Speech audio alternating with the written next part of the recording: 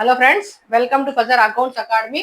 So ఈ రోజు మనము పార్ట్నర్షిప్ సంబంధించి ఒక ప్రాబ్లం చేయబోతున్నాము. అడ్మిషన్ ఆఫ్ ఏ పార్ట్నర్ లో ఒక ప్రాబ్లం తీసుకున్నాము. ప్రాబ్లం కొంచెం షార్ట్ కట్ లో ఉంటుంది. జస్ట్ ఒకసారి ప్రాబ్లం వినేయండి, తర్వాత ఈజీగా అర్థమవుతుంది. సో ఇక్కడ ఇద్దరు పార్ట్నర్స్ ఉన్నారు. ఆ ఇద్దరు పార్ట్నర్స్ ఎవరు అంటే అనిత సునీత కలిసి బిజినెస్ స్టార్ట్ చేశారు. అనిత సునీత వీళ్ళిద్దరు పార్ట్నర్స్. సో వీళ్ళిద్దరు పార్ట్నర్స్ అయినప్పుడు వీళ్ళ రేషియో ఎంత ఉందంటే 3:2. వీళ్ళ షేరింగ్ రేషియో ఎంత? Profit and loss sharing ratio 3:2. Anitha and Sunitha వీళ్ళిద్దరు ఓల్డ్ పార్ట్నర్స్. ఎందుకు ఇప్పుడు న్యూ పార్ట్నర్ వస్తున్నారు కాబట్టి వీళ్ళిద్దరు ఎవరు అంటే ఓల్డ్ పార్ట్నర్స్. ఓకే, నెక్స్ట్ చూడండి, ఇది బ్యాలెన్స్ షీట్. ఇది ఒక బ్యాలెన్స్ షీట్ ఇచ్చారు. ఈ బ్యాలెన్స్ షీట్ కి సారీ డేట్ లేదు, ఓకే పర్లేదు. ఇది బ్యాలెన్స్ షీట్ మనకి.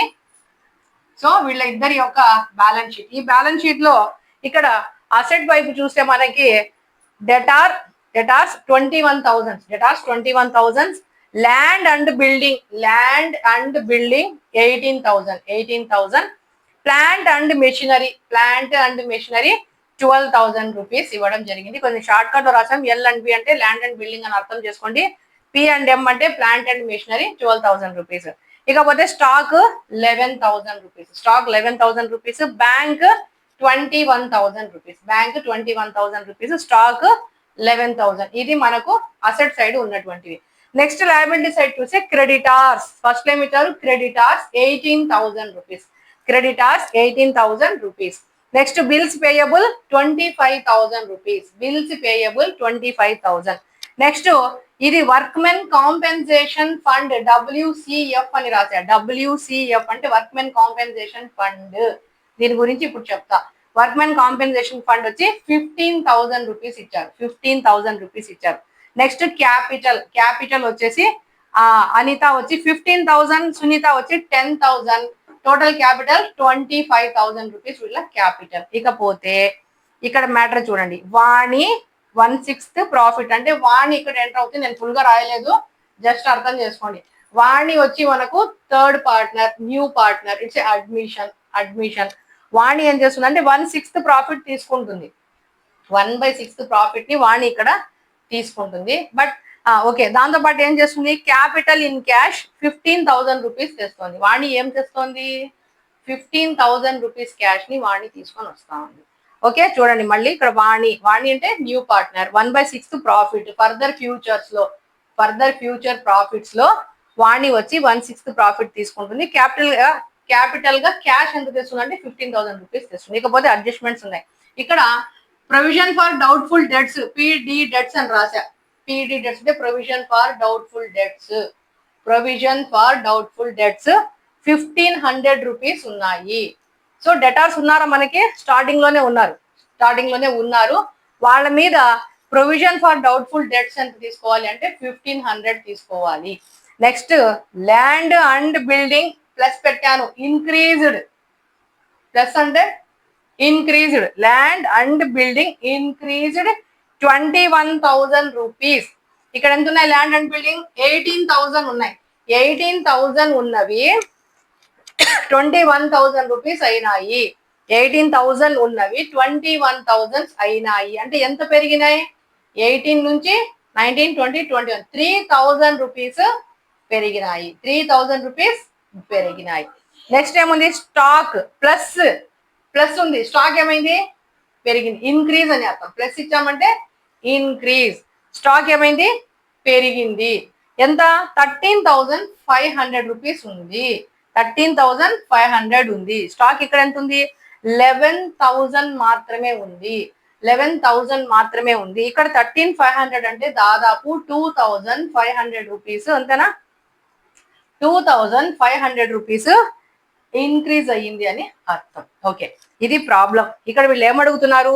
RV అకౌంట్ అని రాసే రీవాల్యుయేషన్ అకౌంట్, క్యాప్ అకౌంట్ అంటే capital account. Revaluation account, capital account మాత్రం వేస్తే సరిపోతుంది. ఇది చిన్న ప్రాబ్లమే కాబట్టి ఇంకా పెద్ద ప్రాబ్లం వస్తే ఇంకా వేరే అకౌంట్స్ యాడ్ అవుతాయి. సో ఇక్కడ రీవాల్యుయేషన్ అకౌంట్, క్యాపిటల్ అకౌంట్ మనం 2 అకౌంట్స్ ఇక్కడ వేయాలి. సో ఇప్పుడు రీవాల్యుయేషన్ అకౌంట్ ఏమేమి తీసుకోవాలి?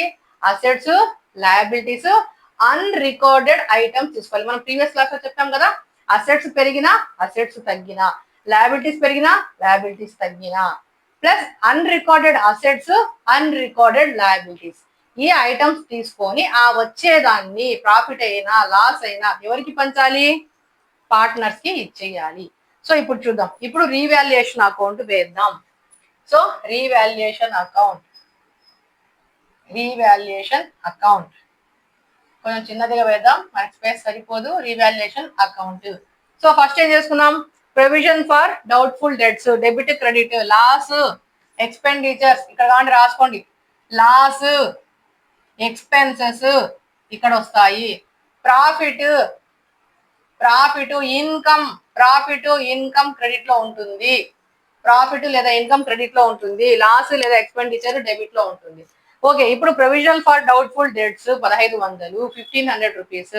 సో మనకు రావాల్సింది 21,000 రావాలి. అందులో 1500 రావు.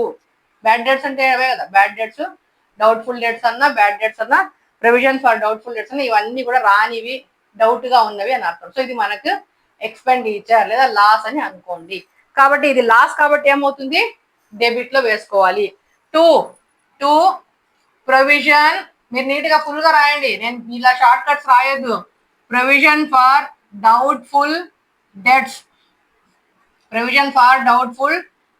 మీరు నీట్ గా నిదానంగా స్కేల్ తో లైన్స్ వేయండి. డెబిట్ క్రెడిట్లు రాయండి, షార్ట్ కట్స్ రాయొద్దు. మేము రాసినామని మీరు రాయొద్దండి, మాకంటే బోర్డు సరిపోదు, టైం సరిపోదు, స్పేస్ లేదు, మొత్తం ప్రాబ్లం రాసేంత టైము లేదు, ఆ మొత్తం ప్రాబ్లం ని రాసుకోవడంత స్పేస్ లేదు, టైం లేదు, స్పేస్ లేదు. కానీ మీకు టైం ఉంది, స్పేస్ ఉంది, నీట్ గా రాయండి. ఓకే, ఇక్కడ ప్రొవిజన్ ఫర్ డౌట్ఫుల్ డెట్స్ అనేది 1500 ఉంది. 1500 ఎక్స్పెండిచర్ లేదా లాస్ కాబట్టి డెబిట్ లో వేసాం. Okay, next land and building పెరిగాయి. ల్యాండ్ అండ్ బిల్డింగ్ ఇంక్రీజ్ అయింది. ఇంక్రీజ్ అయితే మనకు ఆదాయం, ప్రాఫిట్ లేదా ఇన్కమ్ అని అనుకోండి. సో ప్రాఫిట్ మనకు లాభం వచ్చింది. ఎట్ సైడ్, అప్పుడు ఎట్ సైడ్ వస్తుంది? క్రెడిట్ లో వస్తుంది. By land and building increased అని రాసుకోండి, ఇంకా వీలైతే. By land and building increased, ఎంత? 21 తీసుకోకూడదు, 21 కి పెరిగింది. ఇక్కడ 21 ఉంది, అక్కడ 18 ఉంది. అంటే ఎంత? కింద బ్రాకెట్ లో వీలైతే రాసుకోండి. 21,000 మైనస్ 18,000 దట్ ఈక్వల్ టు 3,000 మాత్రం పెరిగింది. 21,000 పెరగల, 18 ఉన్నది 21 అయింది. అంటే ఏమైంది? 3,000 రూపీస్ మాత్రము పెరిగింది. Next stock also increased, stock కూడా ఏమైంది? ఇంక్రీజ్ అయింది. బై స్టాక్ ఎంత ఇంక్రీజ్ అయింది? 13,500 బ్రాకెట్ లో రాసుకోండి. 13,500 మైనస్ 11,000, 2,500 పెరిగిన అమౌంట్ మాత్రం తీసుకుంటున్నాం. సో చూడండి, డెట్ అయిపోయింది, బ్యాడ్ డెట్స్ అదే ప్రొవిజన్ ఫర్ బ్యాడ్ డెట్స్ అయింది, ల్యాండ్ అండ్ బిల్డింగ్ అయిపోయింది, స్టాక్ అయిపోయింది. ఇంకా వాణి వస్తుంది, 50,000 తెస్తుంది, అది తర్వాత. రీవాల్యుయేషన్ అకౌంట్ ఏంటి? క్యాపిటల్ అకౌంట్ వేయండి. ఇప్పుడు రీవాల్యుయేషన్ అకౌంట్ వేసాం. సో ఇది టోటల్ గా అకౌంట్ వేసేసాం. ఇప్పుడు డెబిట్ ఎక్కువ ఉందా, క్రెడిట్ ఎక్కువ ఉందా అంటే క్రెడిట్ ఎక్కువ ఉంది. ఇది ఇన్కమ్, క్రెడిట్ ఎక్కువ అంటే ఇన్కమ్ ఎక్కువ ఉంది అని అనుకోవాలి. సో 5,500 పోతే మిగిలింది ఎంత? 4,000 రూపీస్ మిగిలింది. ఎంత? 4,000 మిగిలింది. 5,500 లో 1,500 పోతే 4,000 మిగిలింది. To old partners capital account అంటే ఎవరు? Anitha, Sunitha, AS capital account. మీరు ఏఎస్ అని రాస్తున్నారా? పొద్దునైనా రాయకండి. AS capital account. A for Anitha, S for Sunitha. Anitha, Sunitha capital account. లేదు బ్రాకెట్ లో పెట్టుకోండి, old partners capital account. Okay, ఇప్పుడు ఈ 4,000 ని షేర్ చేయాలి. 4,000 ఇంటూ ఎంత వీళ్ళ రేషియో ఇక్కడ ఇచ్చారు, ఎంత? 3:2 అంటే 3+2. 3:2 అంటే 3+2. 3+2 ఎంత? 5. 3/5, 2/5. 3/5, 2/5. ఈ 4,000 ఇంటూ 3/5, 4,000 ఇంటూ 2/5. ఇక్కడ నేమ్ రాయండి, అనిత, సునీత. అనిత 4,000 ఇంటూ 3/5, 2,400. సునీత 4000 ఇంటూ 2/5 1600, ఈ రెండు కలిపితే 4000. ఇది రీవాల్యుయేషన్ అకౌంట్. ఓకే, చూడండి ఇక్కడ మనకి 4000 లాభం వచ్చింది. ఈ 4000 వచ్చిన లాభాన్ని అనితకు సునీతకు ఇచ్చేయాలి. ఎందుకు? కొత్తగా వచ్చే వాణికి ఇవ్వరు. వాణికి లాభం వచ్చినా ఇవ్వరు, నష్టం వచ్చినా ఇవ్వరు. వాణి రాకముందు లాభాలు నష్టాలు ఏమున్నాయో వీళ్ళే పంచుకుంటారు కాబట్టి అది వీళ్ళకి సరిపోతుంది. సో ఇప్పుడు 4000 రూపీస్ ని 3/5 2/5 రేషియోలో ఈ అనితకి 2400, సునీతకి 1600 వచ్చింది. అది మనం వీళ్ళకి ఇచ్చేసాము. ఇక నెక్స్ట్ ఎవరి అకౌంట్స్ వేయాలి? అనిత అకౌంట్ వేయాలి, సునీత అకౌంట్ వేయాలి, వాణి అకౌంట్ కూడా వేయాలి. చూద్దాం ప్లేస్ సరిపోతుందా? we will try. Okay, so ఇక్కడ వాణి కొత్తగా వచ్చింది. ఫస్ట్ ఇక్కడ లాస్ట్ లో వాణి ఉంటుంది. వాణి, నెక్స్ట్ సునీత, ఇక్కడ అనిత. ఓకే, సో ఇక్కడ వాణి, సునీత, అనిత. ఇక్కడ ఏం రాశారు? Partners capital account. సో ఇప్పుడు పార్ట్నర్స్ క్యాపిటల్ అకౌంట్ వేసుకోవాలి. ఫస్ట్ ఎవరి క్యాపిటల్స్ వస్తాయి? ఇక్కడ ఉన్నాయి చూడండి, వీళ్ళ క్యాపిటల్స్ ఇచ్చారు. 15,000 10,000 బ్యాలెన్స్ షీట్ లో ఉంటాయి. బ్యాలెన్స్ షీట్ లో వీళ్ళ క్యాపిటల్స్ ఉంటాయి. బై బ్యాలెన్స్ షీట్ లో వీళ్ళ క్యాపిటల్స్ ఉంటాయి.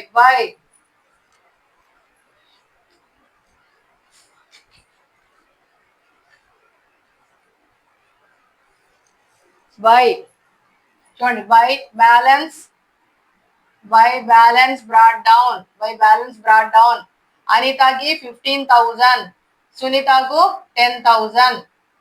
ఓకే, అనితాది వేసాం, సునీతాది వేసాం. ఇప్పుడు కొత్త పార్ట్నర్ది కూడా వేయాలి కదా. ఇప్పుడు కొత్త పార్ట్నర్ది వేస్తాం. By cash. ఎందుకు? ఇక్కడ క్యాష్ రూపంలో ఇక్కడ ఇచ్చారు. క్యాష్ అనేది ఎవరు తెస్తున్నారు? వాణి తెస్తా ఉంది. వాణి ఎంత తెస్తుంది?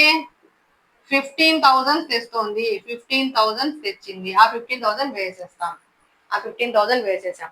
ఇకపోతే ఇంకా ప్రాబ్లం లో వాళ్ళు షేర్ చేసుకోవాల్సినవి ఏమేమి ఉన్నాయి అంటే, ఈ ప్రాఫిట్ ఏదైతే ఉందో ఎవరెవరికి ఇవ్వాలి? అనితకి సునీతకి ఇవ్వాలి. సో బై ఏం అకౌంట్ ఇది? Revaluation account. ఎంత? 2,400, ఇక్కడేమో 1,600. వాణికి ఏం రాదు, చెప్పాం కదా. వాణికి ఇచ్చేదంటూ ఏమి ఉండదు. ఇకపోతే బ్యాలెన్స్ షీట్ లో డెటార్స్ అలాగే ఉంటారు. ల్యాండ్ అండ్ బిల్డింగ్ ఇంక్రీజ్ తీసుకుంటాం. ప్లాంట్ అండ్ మిషనరీ ఏం అడ్జస్ట్మెంట్స్ లేవు. స్టాక్ వేసేటప్పటికి ఇంక్రీజ్ అయిన అమౌంట్ తీసుకుంటాం. బ్యాంక్ వచ్చేటప్పటికి ఈ బ్యాంక్ క్యాష్ అనేవి చూస్తాం. బ్యాంక్ లో వేయాలో క్యాష్ లో వేయాలో ఈ రెండు అడ్జస్ట్ అవుతాయి. ఇకపోతే క్రెడిటార్స్ యాజ్ ఇట్ ఈస్ ఉన్నారు, bills payable as it is ఉన్నారు, క్యాపిటల్స్ వచ్చేసాయి. ఇకపోతే ఇంపార్టెంట్ థింగ్ ఒకటి ఏంటంటే వర్క్మెన్ కాంపెన్సేషన్ ఫండ్. ఈ ఫండ్ ని ఏం చేయాలి చూడండి. కొంచెం వీలైతే ఒక స్క్రీన్ షాట్ తీసేసుకోండి, బోర్డ్ క్లీన్ చేస్తారు అటు సైడ్. వర్క్మెన్ కాంపెన్సేషన్ ఫండ్ 15,000 ఉంది కదా, దాన్ని అడ్జస్ట్ చేయాలి. అది ఇప్పుడు చూద్దాం. సో వర్క్మెన్ కాంపెన్సేషన్ ఫండ్ ఇది ఒక ఫండ్. ఎవరి కోసం పెట్టారు అంటే వర్కర్స్ కోసం పెట్టారు. 15,000 రూపీస్. చూద్దాం.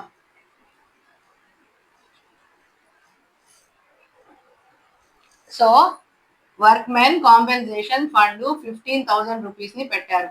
ఇది ఎవరు పెట్టారు అంటే అనిత సునీత పెట్టినారు. అనిత సునీత ఏం చేశారంటే వర్క్మెన్ కాంపెన్సేషన్ ఫండ్ అనేది పెట్టారు. వర్క్మెన్స్ అంటే ఎవరు? కార్మికులు లేదా శ్రామికులు అంటాం కదా, వాళ్ళు.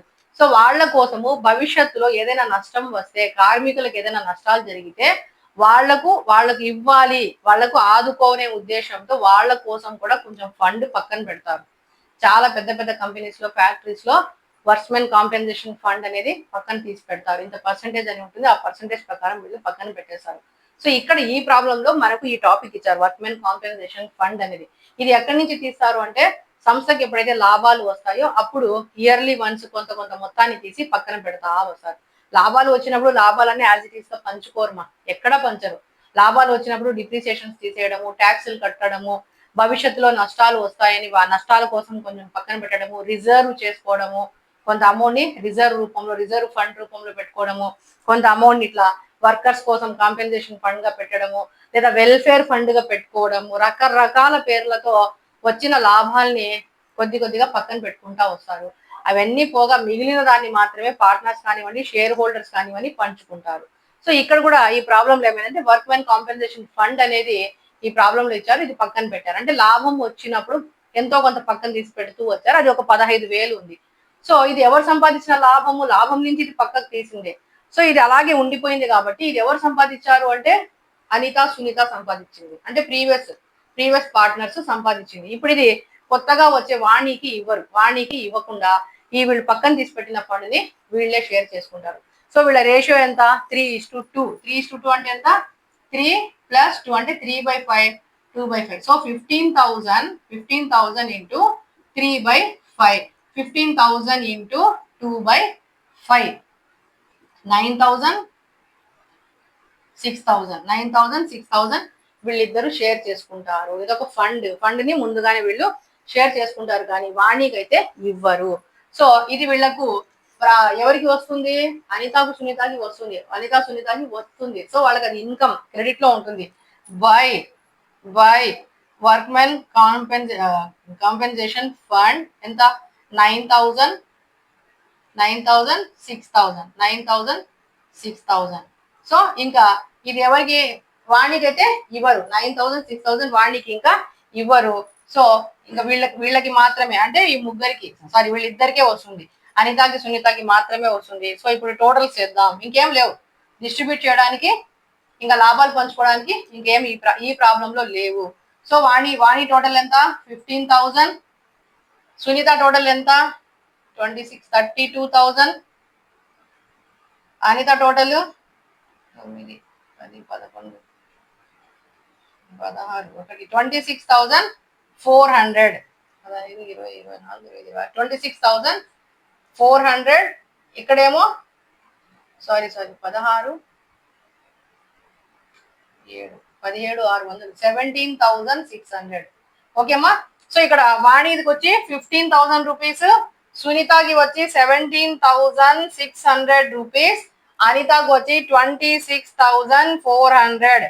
టోటల్స్ చూడండి. ఒకవేళ ఏమైనా మిస్టేక్స్ ఉంటే కామెంట్ చేయండి. అరాకొరా టోటల్స్ పోతాయి వేయడంలో, కానీ మీరు మాత్రం క్లియర్ గా వేయాలి, నీట్ గా వేయాలి.